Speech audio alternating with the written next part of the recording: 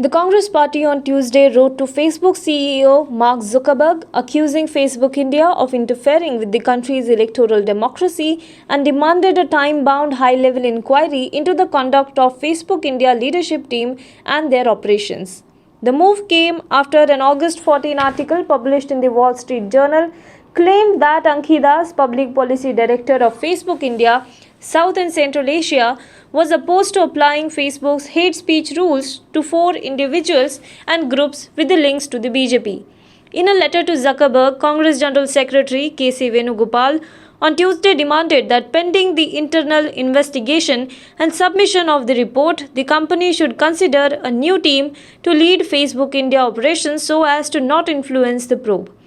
He further wrote in the letter that set up a high-level committee inquiry by Facebook headquarters into the Facebook India leadership team and their operations and submit a report to the board of Facebook within 1 or 2 months. The report should also be made public. Home Minister Amit Shah has been admitted to AIIMS Delhi for post-COVID-19 care.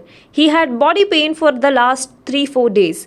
Reportedly, he also experienced tiredness and dizziness. He was discharged from the hospital on August 14 after the coronavirus report came negative. He was found to be corona positive on 2nd of August. Amit Shah, who is 55 years old, was admitted to AIIMS late at 2 p.m. today. A team led by Dr. Randeep Guleria is monitoring his health.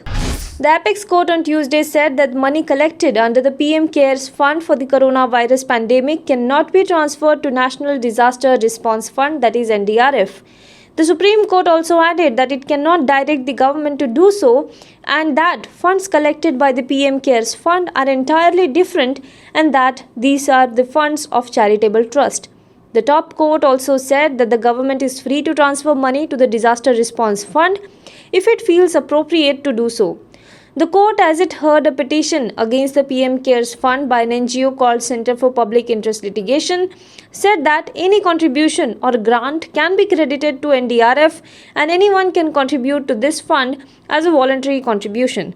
The petition sought a direction that all present and future fund collection contributions and grants under the PM CARES Fund for the COVID-19 pandemic should be transferred to the National Disaster Response Fund.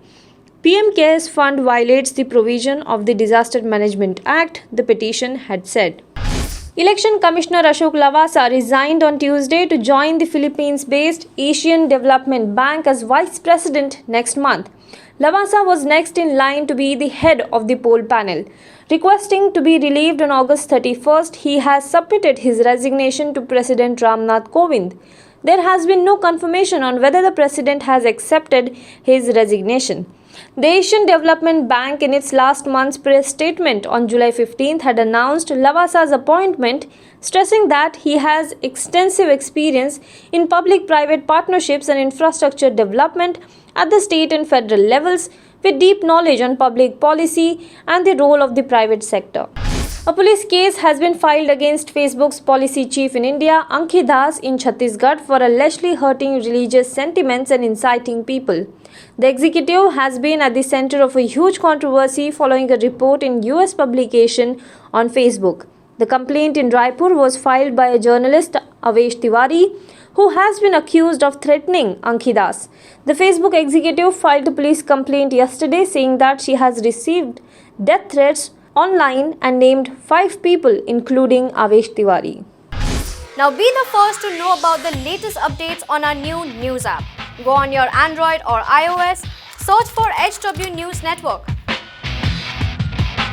Download our app, choose the language you prefer to get updates in and be up to date with the latest news.